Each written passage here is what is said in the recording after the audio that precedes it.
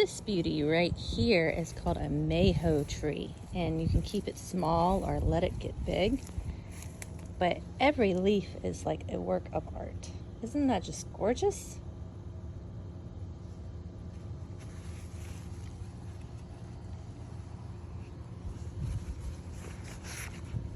I'm starting to propagate it by cuttings, and that's going well. Isn't that pretty? And they do get a yellow flower. They are in the hibiscus family. Look at this leaf. How cool. Just every single one of them are so different from the next. Look at that. They're like little hidden gems.